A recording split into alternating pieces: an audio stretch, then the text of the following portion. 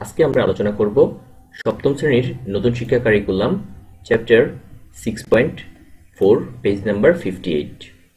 Read the following conversation again and complete the following sentences with meaningful words or phrases. অর্থাৎ নিচের আমাদের যে কনভারসেশনটা একটু আগে আমরা পড়েছি সেই কনভারসেশন অনুযায়ী আমাদেরকে এখানকার শূন্যস্থানগুলো ফিল আপ করতে হবে। সো দেরি না করে আমরা সরাসরি আমাদের মূল পাঠে চলে যাই। প্রথমটা হচ্ছে Rudushi and Kanko are talking about antelope. অর্থাৎ রুদুশি অ্যান্ড কানকো অ্যান্টিলোপ সম্পর্কে কথা বলেছে। আমাদের গ্যাপে ছিল হচ্ছে অ্যান্টিলোপ, যেটা আমরা এখানে বসিয়ে দিয়েছি। দ্বিতীয়ত হচ্ছে antelope is a kind of animal that. Antelope হচ্ছে এমন একটা প্রাণী যেটা হচ্ছে, তারপর আমাদের শূন্যস্থানে অ্যান্সার হবে has horns and runs fast, যেটার শিং আছে এবং খুব দ্রুত দৌড়ায়।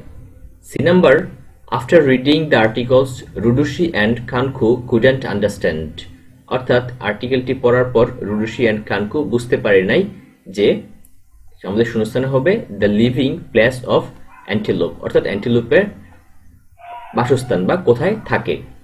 4 নম্বর হচ্ছে Rudushi and Kanko guessed antelope is an animal. তারা অনুমান করতেছিল যে অ্যান্টিলোপটা হচ্ছে একটা প্রাণী, কারণ আমাদের কনভারসেশনে দেয়া আছে they eat and they have calf, অর্থাৎ তারা খাবার খায় এবং তাদের বাছুর রয়েছে। 5 নম্বর হচ্ছে to find out where antelopes live. অর্থাৎ অ্যান্টিলোপ কোথায় থাকে তা বের করতে হলে we will find out the word live, অর্থাৎ লিভ শব্দটা আমাদেরকে খুঁজে বের করতে হবে। এটা হচ্ছে আমাদের শূন্যস্থানের answer. To find out the meaning of any written text, অর্থাৎ কোনো লিখিত পাঠ থেকে তার তথ্য জানতে উই উইল রিড কেয়ারফুলি, আমাদেরকে সেই পাঠটা মনোযোগ সহকারে পড়তে হবে। 3 number, pictures and headlines may have in the articles. ছবি এবং শিরোনাম প্রবন্ধে থাকতে পারে। সো এই ছিল হচ্ছে আজকে আমাদের টপিক। পরবর্তী টপিক খুব দ্রুত আপলোড করা হবে। সে পর্যন্ত তোমরা সকলে ভালো থাকো, সুস্থ থাকো এবং নিরাপদে থাকো। ধন্যবাদ সবাইকে।